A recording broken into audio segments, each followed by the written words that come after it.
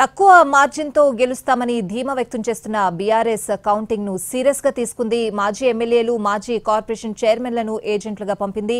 ఏజెంట్లుగా వెళ్లిన బీఆర్ఎస్ మాజీ ఎమ్మెల్యేలు, మాజీ కార్పొరేషన్ చైర్మన్లు ఎవరెవరు? ఈ వివరాలన్నీ అడిగి తెలుసుకుందాం. మా ప్రతినిధి సతీష్ లైవ్ లో సిద్ధంగా ఉన్నారు.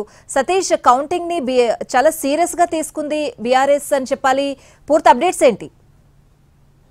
ఎస్ స్వాతి, మరికొద్దిసేపట్లో ప్రారంభమయ్యేటటువంటి కౌంటింగ్కు సంబంధించి బీఆర్ఎస్ పార్టీ చాలా కీలకంగా తీసుకుంది. దీనికి సంబంధించి కౌంటింగ్ ఏజెంట్లందరికీ కూడా నిన్న ఇదే తెలంగాణ భవన్లో కేటీఆర్, హరీష్ రావు ప్రత్యేకమైనటువంటి సూచనలు చేశారు.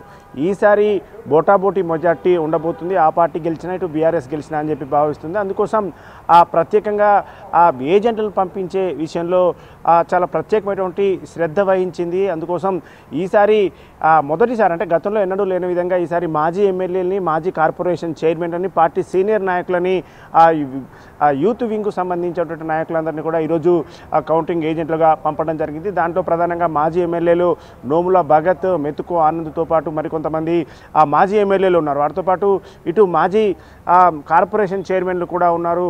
మాజీ కార్పొరేషన్ అంటే ఏదైతే కౌంటింగ్ కేంద్రానికి వెళ్ళిన తర్వాత లోపల ఏ విధంగా ఉండాలన్న దానిపై సూచనలు చేసి బోటాబోటీ మెజార్టీ వస్తుంది కాబట్టి ప్రతి ఒక్క ఓటు కూడా కీలకం. అందుకోసం ఈవీఎంలకు సంబంధించి ఓపెన్ చేసే సమయంలో కావచ్చు, ఈవీఎంలో గతంలో ఏదైతే పోలింగ్ డే రోజు పోల్ అయిన ఓటని ఈవీఎం ఓపెన్ చేసిన తర్వాత ఉన్న ఓటని కరెక్ట్గా సరిచూసుకోవాలి. ఎక్కడ కూడా మిస్టేక్ ఉంటే ఆ రౌండ్కు సంబంధించి, ఆ ఈవీఎంకి సంబంధించి ఫలితం ప్రకటించకుండా అడ్డుకోవాలి. దానికి సంబంధించి ఇటు పార్టీకి వెంటనే సూచనలు జారీ చేయడం కావచ్చు, ఎలక్షన్ కమిషన్కి వెంటనే కంప్లైంట్ చేసే విధంగా కూడా చేయాలి. అందుకోసమనే ఇటు పార్టీకి సన్నిహితంగా ఉండేటటువంటి, పార్టీకి చాలా క్లోజ్గా ఉండేటటువంటి వాళ్ళందరికీ ప్రత్యేకంగా ఇవ్వడం జరిగింది. వాళ్ళందరూ అంటే ఏదైతే కౌంటింగ్ చాలా కీలకం ఉన్న నేపథ్యంలో ఏజెంట్లకు సూచనలు చేసి పంపించడం జరిగింది. స్వాతి.